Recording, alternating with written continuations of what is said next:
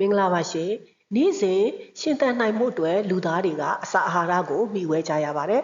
အဲ့ဒီအစာအာဟာရတွေကိုမျှဝဲတဲ့အခါမှာတော့ခန္ဓာကိုယ်ရွေးရှားနိုင်မှုအတွက်ကြွက်သားများကကျန်းမာစေဖို့လိုအပ်ပါတယ်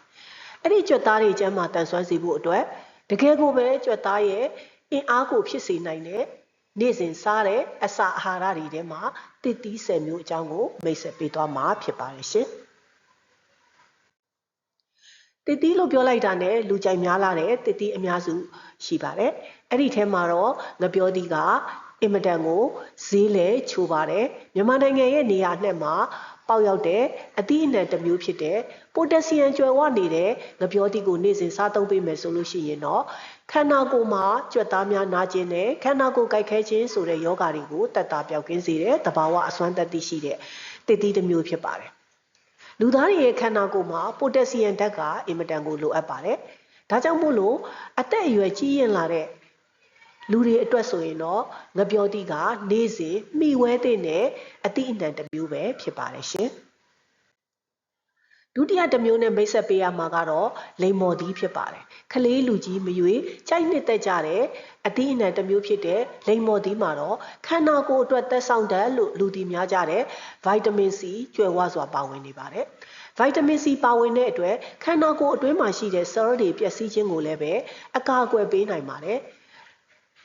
ဗိုက်တာမင်စီကျွယ်ဝတဲ့အစာအာဟာရတွေကိုစားသုံးမယ်ဆိုရင်တော့အေးမိခြင်းနှာစေးခြင်းဆိုတဲ့ယောဂလက္ခဏာတွေကိုတက်တာပြောက်ကင်းစေနိုင်တဲ့အသည့်အနှံတစ်မျိုးဖြစ်ပါတယ်။တဘာဝအားဖြင့်တော့တကြားတက်လဲကျွယ်ဝစွာပါဝင်နေတဲ့တဘာဝတကြားပါဝင်တဲ့အတွက်ခန္ဓာကိုယ်ရောင်ရမ်းခြင်းကိုလည်းပဲတက်တာပြောက်ကင်းစေတယ်။ဒါကြောင့်လိမ္မော်သီးကလည်းပဲ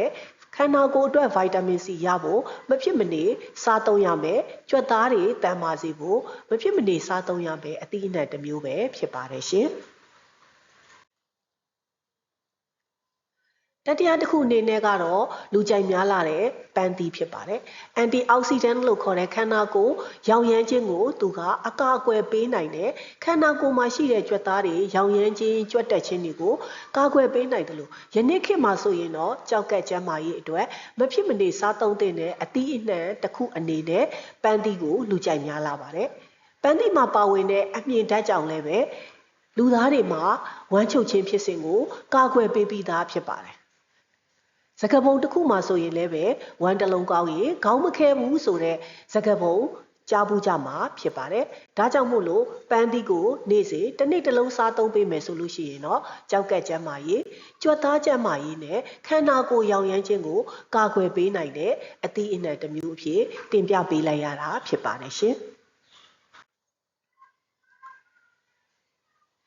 နံပါတ်၄အနေနဲ့ပြောပြပေးမှာကတော့ berry သီးဖြစ်ပါတယ်။ berry သီးကတော့ကလေးငယ်လေးတွေနဲ့လူငယ်တွေကြားထဲမှာအင်မတန်ကိုရေပန်းစားတဲ့အသီးအနှံဖြစ်ပါတယ်။ strawberry,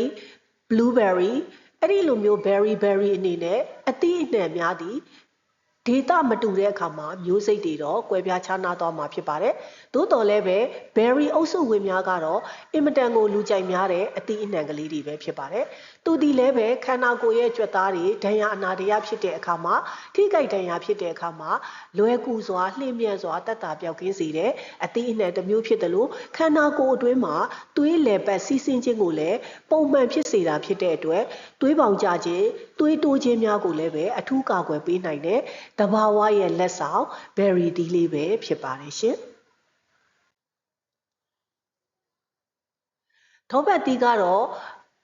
လူအများစုကထောပတ်သီးဖြောရည်အနေနဲ့နှစ်ချိုက်စွာစားသုံးကြပါတယ်။ယနေ့ကာလမှာဆိုလို့ရှိရင်တော့ခန္ဓာကိုယ်အလေးချိန်ကိုလျှော့ချပေးခြင်းနဲ့လူများကထောပတ်သီးကိုနှစ်ချိုက်စွာစားသုံးကြပါတယ်။ဘာကြောင့်လဲဆိုတော့ထောပတ်သီးမှာခန္ဓာကိုယ်အတွက်လိုအပ်တဲ့အဆီဓာတ်ပိုတက်ဆီယမ်နဲ့ခန္ဓာကိုယ်ရောင်ရမ်းခြင်းကိုလျှော့ချပေးနိုင်တော့နာကျင်ကိုက်ခဲခြင်းကိုလျှော့ချပေးနိုင်တဲ့မက်ဂနီဆီယမ်ဓာတ်များပါဝင်ခြင်းကြောင့်ဖြစ်ပါတယ်။ထောပတ်သီးကိုစားသုံးပေးမယ်ဆိုရင်ကိုယ်အလေးချိန်ကိုလည်းထိမ့်သိမ်းနိုင်တယ်။တက်ကြီးပိုင်းတွေမှာဒူးနာခါနာကြွက်သားနာကျင်နာတွေကိုလည်းလျှော့ချပေးနိုင်တာဖြစ်တဲ့အတွက်အင်မတန်ကိုအကျိုးများသောအသီးတစ်ခုဖြစ်ပါတယ်ရှင်။အသီးအနှံအနေနဲ့စားသုံးကြသလိုဟင်းပွဲတွေမှာလည်းပဲထည့်သွင်းပြီးတော့ချက်ပြုတ်စားတောက်ရတဲ့အသီးအနှံတစ်မျိုးဖြစ်တဲ့နံနံသီးမှာတော့ဗိုက်တာမင်စီကျွယ်ဝတဲ့အသီးတစ်မျိုးဖြစ်တဲ့ဒါကြောင့်ပို့လို့လည်းခန္ဓာကိုယ်အတွင်းမှာရှိတဲ့ကော်လာဂျင်ပမာဏကိုတိုးစေပါတယ် လူကြိုက်များလာတဲ့အသီးတစ်မျိုးဖြစ်တဲ့အတွက်နက်နက်သီးကိုစားသုံးမယ်ဆိုရင်ကြွက်သားများနာကျင်ကြိုက်ခဲခြင်းကိုလျှော့ချပေးစေပါတယ်နက်နက်သီးကတော့လူကြီးလူငယ်မရွေးနှစ်ချိုက်စာဆွာသုံးကြတဲ့အသီးအနှံတစ်မျိုးအဖြစ်သိရပါတယ်ရှင်လူသားတွေရဲ့ခန္ဓာကိုယ်မှာဆိုရင်ရေဓာတ်ကအင်မတန်ကိုအရေးကြီးပါတယ်ခန္ဓာကိုယ်တစ်ခုလုံးရဲ့၄ပုံပုံ၃ပုံကရေဓာတ်နဲ့သူကပြုတ်လုထားပါတယ်လို့လေ့လာထားတာဖြစ်တဲ့အတွက်နွေရာသီမှာဆိုရင်လူတွေရဲ့ခန္ဓာကိုယ်ကရေဓာတ်ဆုံးရှုံးနိုင်ပါတယ်။အဲ့ဒီရေဓာတ်ကိုပြန်လည်ဖြည့်စွင်းပေးဖို့စားသုံးရတဲ့အသီးအနှံလေးတစ်မျိုးကတော့ရေဓာတ်ကြွယ်ဝစွာပါဝင်နေတဲ့ဖရဲသီးပဲဖြစ်ပါတယ်။ဖရဲသီးကိုပုံမှန်စားသုံးပေးမယ်ဆိုရင်ခန္ဓာကိုယ်မှာရှိတဲ့ကြွက်သားတွေအတွင်းသွေးစီးဆင်းမှုကိုပုံမှန်ဖြစ်စေတဲ့ဓာတ်ပေါင်းများစွာပါဝင်နေပါတယ်။ခန္ဓာကိုယ်ရဲ့ရေဓာတ်ကိုပြန်လည်ဖြည့်ဆည်းပေးနိုင်တဲ့အတွက်လည်းပဲကုန်ခန်းသွားတဲ့အားအင်တွေကိုဖြည့်တင်းပေးနိုင်တဲ့အသီးအနှံတစ်မျိုးအဖြစ်ဖရဲသီးကိုလူကြီးလူငယ်ရွေးနှစ်ချိုက်စွာစားသုံးနေတာကိုတွေ့ရှိရမှာဖြစ်ပါတယ်ရှင်ကီဝီသီးဖြစ်ပါတယ်လူကြိုက်များလာသလိုတန်ဖိုးလည်းကြီးလာပါတယ်ဗိုက်တာမင်စီပိုတက်ဆီယမ်နဲ့အန်တီအောက်ဆီဒန့်လို့ခေါ်တဲ့ခန္ဓာကိုယ်ရောင်ရမ်းခြင်းကိုကာကွယ်ပေးနိုင်တဲ့ဓာတ်တစ်မျိုးကျွယ်ဝနေတဲ့အသီးတစ်မျိုးဖြစ်တဲ့အတွက်ကီဝီသီးကလူကြိုက်များလာတဲ့အသီးတစ်မျိုးဖြစ်ပါတယ်ကြွက်သားရဲ့လှုပ်ဆောင်ချက်တွေဒဏ်ရာအနာတရတွေရရှိတဲ့အခါမှာလည်းပဲကီဝီသီးကိုစားသုံးပေးခြင်းဖြင့်ဒဏ်ရာလျင်မြန်စွာသက်သာပျောက်ကင်းစေတဲ့အတွက်နှစ်ချိုက်စွာစားသုံးကြတဲ့အသီးတစ်မျိုးအဖြစ်လေ့လာတွေ့ရှိရပါတယ်ရှင်တလဲသီးဖြစ်ပါတယ်ကလေးတွေအင်မတန်ကိုနှစ်ချိုက်စွာစားသုံးတဲ့အသီးဖြစ်ပါတယ်တလဲသီးကတော့ကြွက်သားများကိုတင်းရင်းစေတဲ့အစွမ်းရှိတဲ့အတွက်လူသုံးကုန်ပစ္စည်းအနေနဲ့အလှကုန်ပစ္စည်းတွေထုတ်လုပ်ခြင်းမှာတွင်ကျယ်စွာပဲယနေ့ခေတ်မှာအသုံးပြုကြတဲ့အသီးအနှံတစ်မျိုးဖြစ်ပါတယ်။ကြွက်သားတွေအတွင်းမှာသွေးလည်ပတ်မှုကိုကောင်းစေတဲ့အတွက်ကြောင့်လည်းပဲလူသားများကနှစ်ချိုက်စွာစားသုံးကြတဲ့အသီးအနှံတစ်မျိုးဖြစ်ပါတယ်။ခလေးလူကြီးလူငယ်မရွေးစားသုံးနိုင်တဲ့တလဲသီးဒီခန္ဓာကိုယ်အတွင်းမှာရှိတဲ့ပြေရော့နေတဲ့ကြွက်သားတွေကိုလည်းပဲသူကပြန်လည်ပြီးတော့ကောင်းမွန်အောင်ပြုလုပ်ပေးနိုင်တဲ့အစွမ်းတတ္တိရှိသောအသီးအနှံလေးတစ်မျိုးပဲဖြစ်ပါတယ်ရှင်ကြွက်သားများနာကျင်ကြိုက်ခဲရာမှာအကူအညီပေးနိုင်တဲ့ခန္ဓာကိုယ်ရဲ့ကုန်ခန်းသွားသောအားအင်တွေကိုပြန်လည်ဖြည့်တင်းပေးနိုင်တဲ့အသီးအနှံအမျိုးအစားတွေထဲမှာတော့တန်ဖိုးလဲကြီးတယ်ပြီးတဲ့အခါမှာအာဟာရဓာတ်လည်းမြောက်များစွာပါဝင်တယ်လူသားတွေရဲ့စာလောင်မွတ်သိပ်မှုကိုလည်းလျှော့ချပေးနိုင်တဲ့အသီးတစ်မျိုးကတော့စုံပလွန်သီးပဲဖြစ်ပါတယ်ရှင်ခန္ဓာကိုယ်အတွင်းမှာကုန်ခန်းနေတဲ့အားအင်တွေကိုလျင်မြန်စွာဖြည့်တင်းပေးနိုင်တဲ့အတွက်စုံပလွန်သီးကိုလူတိုင်းကခုံမီနှစ်သက်စွာစားသုံးကြပါတယ်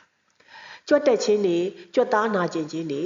လေ့ကျင့်ခန်းများပြုလုပ်ပြီးတဲ့အခါမှာနာကျင်ကြိုက်ခဲတဲ့ဝေဒနာတွေကိုလျင်မြန်စွာသက်သာပျောက်ကင်းစေနိုင်တယ်လို့စာလောင်ခြင်းကိုလည်းပြေပြောက်စေပြီးအားအင်တွေကိုအမြန်ဆုံးဖြည့်တင်းပေးနိုင်တဲ့သစ်သီးတစ်မျိုးဖြစ်တဲ့အတွက်ဘာသာရေးအယူအဆအရဥပုသ်ဆောင်တဲ့ဥပုသ်တယ်တွေအတွက်လည်းပဲစာလောင်မှုသိမ့်မှုပြေပြောက်စေဖို့အတွက်စွန်ပလွန်သီးကိုနှစ်ချိုက်စွာစားသုံးကြတာကိုတွေ့ရမှာဖြစ်ပါတယ်နေ့စဉ်စားသုံးတဲ့အစာအာဟာရတွေထဲမှာအမြင့်ဓာတ်ပါဝင်တဲ့အစာအာဟာရတွေရေဓာတ်ပါဝင်တဲ့အစာအာဟာရတွေအန်တီအောက်ဆီဒန့်ကောလီဂျင်ဒီလိုအရာဝတ္ထုတွေပါဝင်တဲ့အစာအာဟာရတွေဒီအစာအာဟာရတွေကိုအသည့်အနှံစားသုံးခြင်းကလည်းပဲရရှိနိုင်တာဖြစ်ပါတယ်ဒါကြောင့်မို့လို့လူကြီးလူငယ်မျိုးခန္ဓာကိုယ်ရဲ့ကြွက်သားတွေနာကျင်ကြိုက်ခဲခြင်းကိုပြေပြောက်စေဖို့အတွက်အသည့်အနှံ10မျိုးကိုစားသုံးသင့်ပါတယ်ဒီအသည့်အနှံတွေရဲ့စားသုံးခြင်းအဖြစ်ရရှိလာတဲ့အကျိုးရလဒ်ကလေးတွေကိုလည်းပဲတင်ဆက်ပေးလိုက်တာပဲဖြစ်ပါတယ်ရှင်။ Latest Science Channel ကနေပြီးတော့